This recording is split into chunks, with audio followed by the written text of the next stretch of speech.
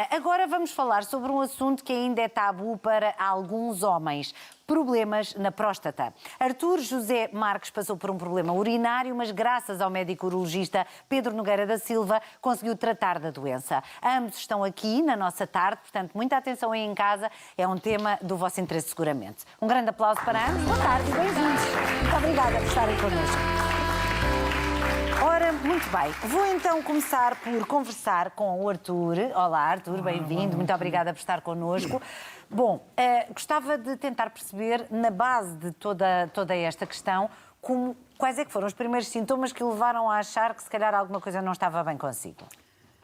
O primeiro sintoma que eu tive foi começar a urinar muitas vezes durante o dia. Do dia? Do dia. E achava que não bebia água suficiente para aquilo tudo? Não, eu não bebia muita água, por acaso não bebia muita água, mas eu comecei a urinar com mais frequência do que eu urinava. E depois o que se agravou mais foi durante a noite. A noite começou a ser um suplício. Passou por uma vez levantar-me durante a noite, uma vez, depois passou a duas, depois, entretanto, três e a certa altura quase de hora a hora. Quase de hora a hora, pronto.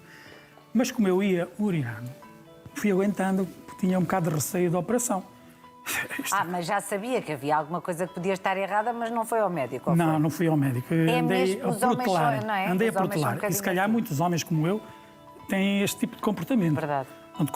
Andei a protelar, até que comecei a emagrecer. Mas eu achava que, como os meus pais são diabéticos, eu pensei, bem, também apanhei a diabetes. Sou diabético, pronto. Pronto, e a minha esposa obrigou-me a ir à médica de família. Eu fui à médica de família. Assim? E a médica de família mandou-me fazer umas análises elas que no dia seguinte me telefonaram do Hospital das Forças Armadas para eu ir imediatamente ao serviço de urgência, porque tinham valores muito alterados em termos de creatinina e ureia. Eu fui ao Hospital das Forças Armadas, fiquei logo internado. Logo? Logo. Fiquei logo internado e estive durante 3 semanas internado no hospital. Portanto, a partir daí passei a frequentar a consulta de nefrologia desse mesmo hospital e o médico nefrologista, uma vez que no Hospital Militar não tem a técnica de diálise peritoneal e eu podia ser um candidato, uma vez que os meus rins não estavam a trabalhar a 100%, enviou-me para o Hospital Santo António Serviço de Nefrologia, onde eu fui atendido pela doutora Anabela. Mas aí já sabia o Artur o que tinha? Sim, sabia, porque, entretanto, ao ser internado, eles fizeram uma introdução de uma sonda vesical e nessa introdução saiu à volta de um litro de urina e verificaram logo que havia ali qualquer problema com a próstata.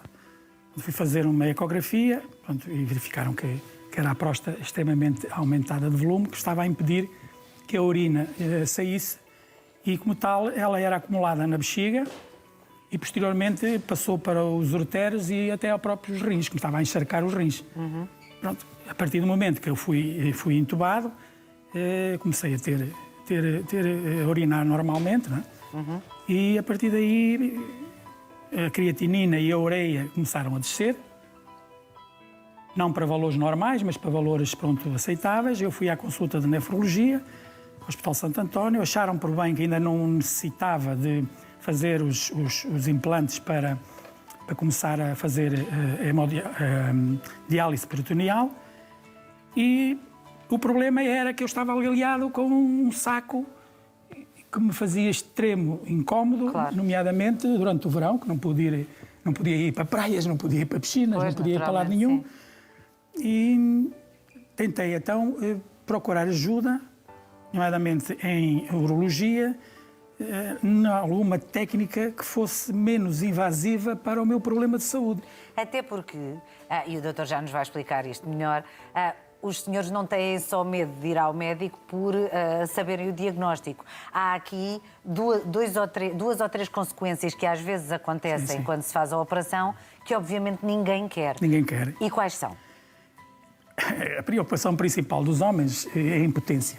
Ser operado e ficar com impotência. Certo. Depois havia também a possibilidade de incontinência urinária. Incontinência urinária. E depois também há a possibilidade de ejaculação retrógrada. Exatamente. Portanto, esses são os 3 principais medos que eu também tinha nessa altura. Então, e depois quem é que o ajudou? Depois eu fui à net, pesquisei, falei com amigos, Falei com uma pessoa também da minha família que foi operada com este novo método, que ficou bem. E, a partir daí, procurei alguém que no Porto fizesse essa técnica, porque no Porto, pelos vistos, posso estar enganado, pelos vistos só o Hospital Trofa Saúde de Vila Nova de Gaia é que tem esse sistema. E depois tive conhecimento com o Dr. Pedro Nogueira, que fazia esse tipo de cirurgia. Marquei uma consulta, fui à consulta. Nesse dia, o doutor deu-me uma alegria porque me disse que me podia operar, sem problemas nenhuns, deu-me uma alegria. E explicou-me as técnicas que haviam, as menos invasivas. Pronto, e eu decidi. E hoje é um homem novo. Sou um homem novo, sou um homem igual ao que era há uns anos atrás. Exato, que é ótimo, não é? Exatamente. E foi há pouco tempo. Mas o Dr. Pedro. Exatamente. O Dr. Pedro Nogueira da Silva vai explicar-nos. Boa tarde uma vez mais, bem-vindo, obrigada. Obrigado. Bom, não sei se tudo isto que aqui foi dito pode ser generalizado, mas a verdade é que acredito que ainda haja muitos homens a fugir dos problemas da próstata ou de sintomas que fingem que não existem. Sim, é verdade. É verdade. Isto, no fundo, é a hipertrofia da próstata, que é uma doença benigna levada ao extremo. O caso do Sr. Marcos é uma doença levada ao extremo, que é passar pelas etapas todas até realmente ficar em retenção urinária, incapacidade urinária e com atingimento do rim. E sim, a maior parte dos homens acabam por ter receio de procurar ajuda por causa dos efeitos laterais das terapêuticas. Sendo que é importante, e aproveitar que estou aqui, claro, para separar as duas doenças da próstata, que é o cancro da próstata e a hipertrofia benigna da próstata. Aquilo que estamos a falar aqui é de hipertrofia benigna da próstata. E em nome da verdade, a maior parte das técnicas, mesmo cirúrgicas, sejam elas quais forem, menos invasivas ou mais invasivas, têm uma taxa quer de impotência, por isso disfunção erétil e de incontinência, relativamente baixa. Ou seja, independentemente de poder ou não poder ter acesso aos novos robôs, a estas novas tecnologias, que obviamente têm um aporte por serem menos invasivas, claro, não há motivo para haver receio de procurar ajuda por causa destes sintomas urinários. Porque é uma porcentagem muito baixa das pessoas a quem isso acontece, mesmo, não é? Não vou dizer que é zero, porque não existe, mas é uma porcentagem residual que não interfere na maior parte dos homens na qualidade de vida. Estes sintomas que o Artur descreveu são alguns, mas quais são os sintomas aos quais os homens têm que estar atentos? Seja para qual problema da próstata estivermos a falar. Vou passar assim, cancro da próstata, fazer PSA. Análise ao sangue, pedem ao médico de família, pedem aos seus médicos habituais, é fácil, esse é o principal motivo. Depois há a questão do toque retal, que também é o receio, mas se fizerem PSA já ficam logo a saber. Isso, 90% e muitos por cento dos casos de cancro da próstata. Aqui e o cancro da próstata não tem grandes sintomas, por isso. E estes sintomas são de hipertrofia benigna. A doença benigna é o crescimento da próstata, entopa a saída da urina e dá a levantar de noite, a urinar com mais frequência, menos 2 horas, o jato fraco, ficar pinga-pinga no fim, intermitência, a sensação de que não esvaziou tudo e ter urgência, ter aquela de tenho vontade de ir a urinar e não tenho tempo. Tipicamente é o homem que estaciona o carro na garagem e já não consegue chegar à casa de banho, ou põe a chave na porta e já não consegue, tem que pousar tudo e correr para a casa de banho. Certo. Por exemplo, e depois durante o dia dá algum mal-estar? Dá mal-estar pela frequência, ou seja, um homem que urina de hora a hora, ou de meia em meia hora, ou de hora em meia, que de repente tem vontade e tem que ir e acaba e diz assim, não fiquei com a bexiga vazia, ainda urinava outra vez. E depois vem para aqui para o programa e passado um bocado tem que interromper e dizer, Tânia, desculpe, tenho que ir outra vez à casa de banho. Obviamente que limita muito a qualidade de vida. Sim, e isso pode não se chegar a esse ponto se procurar ajuda médica aos primeiros sintomas, sim, não é? Sim, claro, obviamente, sim, conseguimos. E já agora, doutor, explique-me só que intervenção é que foi feita ao Artur. Por isso fizemos uma técnica robótica à custa de um robô chamado Aquabim, a aquablação. No fundo é um jato de água fria, de alta pressão, que vai destruir o miolo da próstata,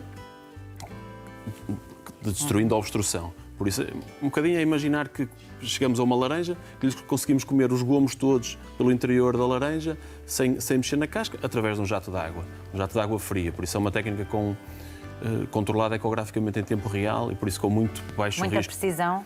Com muita precisão. Por isso, o risco de incontinência e de disfunção erétil é muito, muito, muito baixo e acrescentamos muito relativamente às técnicas mais convencionais, uma recuperação muito mais rápida, ou seja, não é muito normal termos um doente operado com uma técnica habitual, estar aqui passado 3 semanas, acho eu que foi mais ou menos isto, já retomando uma vida normal e preservando a ejaculação, que há muitos homens que ainda ficam muito incomodados com a perda da ejaculação com a cirurgia. Claro. E há maneiras de prevenir problemas da próstata? Ou se tiverem que existir, existem? Se tiverem que existir, existem. Não há nenhuma fórmula mágica de prevenir e por isso é estar atento aos sintomas, procurar ajuda quando eles surgirem. E há alguma carga genética? Sim, a história familiar é sempre importante. Mas depois, eu costumo dizer que a próstata e os sintomas é como o cabelo. Se alguém me conseguir dizer o que é normal aos 50, aos 60, do ponto de vista do cabelo, a próstata é a mesma coisa. Não há dois homens iguais, não há duas situações iguais, volumes de próstatas iguais, têm sintomas diferentes. Não há um padrão. Quando tiver sintomas, procurar ajuda. E há algum rastreio, doutor, que deva ser feito a partir de determinada idade? Anualmente, por exemplo?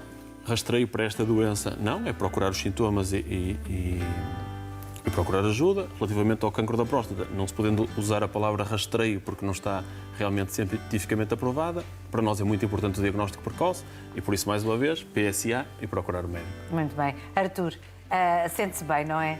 Graças a Deus. Graças a Deus. Está tudo bem na sua vida? Está, agora está. E que conselho é que dava a todos os homens que nos estão a ouvir agora?